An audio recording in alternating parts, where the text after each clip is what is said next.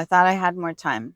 I thought I had a plan, but sometimes life just hands you a storm and you're left on the shore with a soaked diaper bag, bruised hands, and a whole new map to draw. Hello, queens and kings. I'm Anacani Walters, and this is Paddle Forward Podcast, the place where we breathe through the big waves, we laugh through the wipeouts, and hold space for our strongest, softest selves to rise. Today, I'm recording this from my car, and I'm not apologizing for that because this isn't about perfection. It's truly about presence, and it's about showing up anyways because I have been MIA.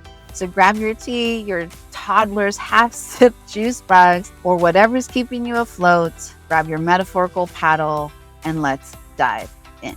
Oh, my beautiful fat mermaids and people, it's been a hot minute, and I have not released a new episode in a little bit, and that's because, well, life slid into me sideways. There's just been so much that has happened in like the last few months.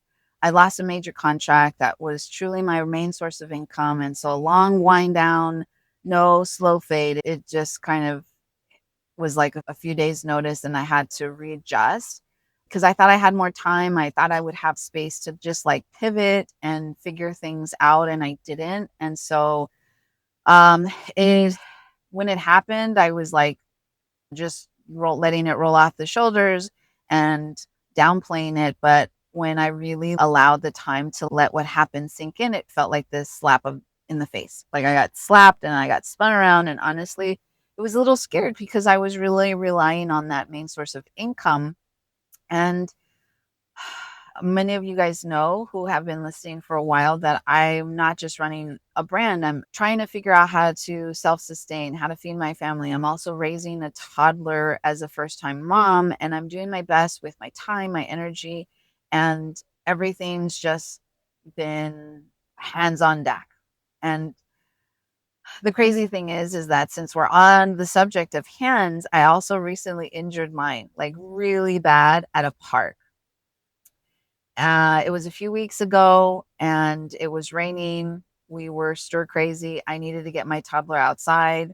And the weather out here in Okinawa is finicky. And sometimes when it's overcast, you just never know. And sometimes it'll just be overcast and it won't actually rain. And so that's what I was kind of hoping for. But it ended up being a little bit sprinkling, like it ended up actually raining. And we made it to the park. It was a 40-minute drive to this new park that we've been to once. We loved it, loved it, loved it. And I thought, you know what? It's Saturday. Let's turn this into an adventure. Well, it turns out it was Sunday. And if you've ever lost track of time as a parent or as a busy and entrepreneur, you totally feel me on that, right? And so we had gone down this really huge slide at this park a few weeks prior. Now, keep in mind that when went down this, we actually got stuck halfway, and I literally had to manually scoot us down the rest of the way, which kind of sucked because it was hard to like be mindful to not knee my son in the face while I was just like using my hands to like pull us down halfway through this long ride. And so, long story short, I wanted to go on it again, thinking that, oh, you know what? It's like wet and we'll probably go down a little bit faster. But I had this genius idea. You know what? I don't actually want to get wet. I just want to go down the slide faster. So let's sit on my raincoat. Yeah. If you're like in the background, like gasping right now, you know that it's already set it up for like failure. So it literally turns into a slip and slide instantly. We gained so much speed that I freaked out. I panicked and instinctively I put my hands to protect us because most of the Japanese slides that are high are gated with a cage around the entire top. And because it was such a high slide, like 3 stories high up, the cage was barely long. I didn't even really think. I just reacted. I remember myself repeatedly over and over out loud, this is a bad idea. This is a bad idea. This is a bad idea. And basically, I ended up at the end. My son was completely safe. He had the time of his life, but I almost broke both of my hands. I thought I broke both my hands and multiple fingers. But luckily, after a second round of x rays, there were no fractures, just massive deep bruising nerve pain, swelling, and emotionally, that moment, like literally less than 2 minutes, changed my entire life. It opened up some old wounds because when I was younger, I actually broke that same wrist, the one that was in question. And it brought all of this fear rushing back. I couldn't work. I couldn't do anything, you guys. My husband had to like dress me. He had to do most of the parenting stuff because I could not pinch my fingers together. Like it was so much swelling, so much pain. And I seriously was like, it's painful. Like it was once they gave me my injection of the pain medication and I got into the braces and mobilized everything except for my fingers on the one hand that they thought was broken.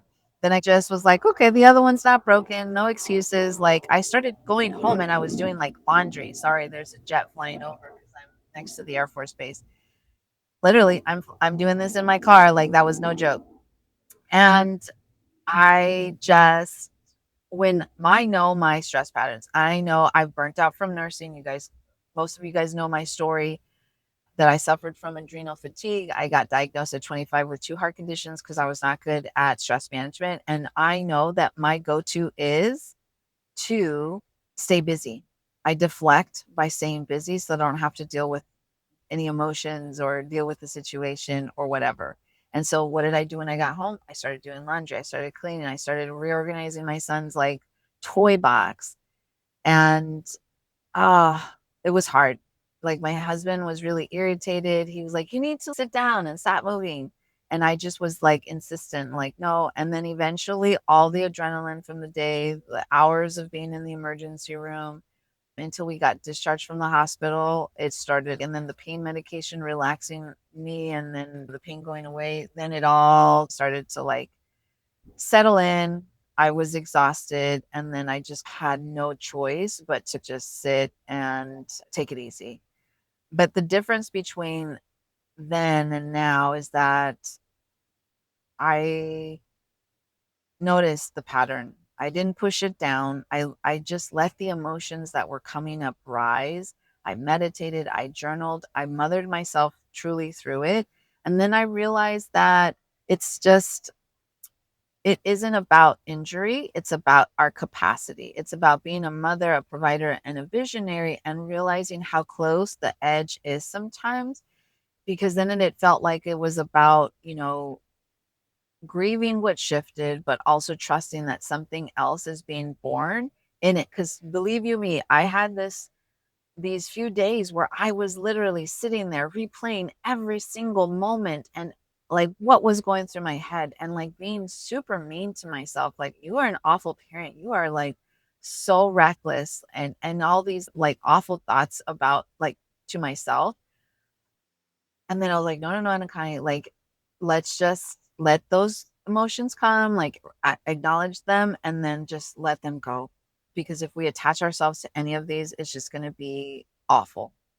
And so for me, I had recorded a few weeks ago this my diaper bag like analogy. And it was this metaphor that I always use that it's all, it's about showing up prepared. And it really hit me hard during this whole like accident because the if you didn't hear like the diaper bag system is that we go to the zoo like a lot and they turn on this fountain splash pad. And so when we decide to go to the zoo before we found out that the splash pad was open, we tend to not go to the zoo for the splash pad. We go to the zoo because we want to go to the zoo.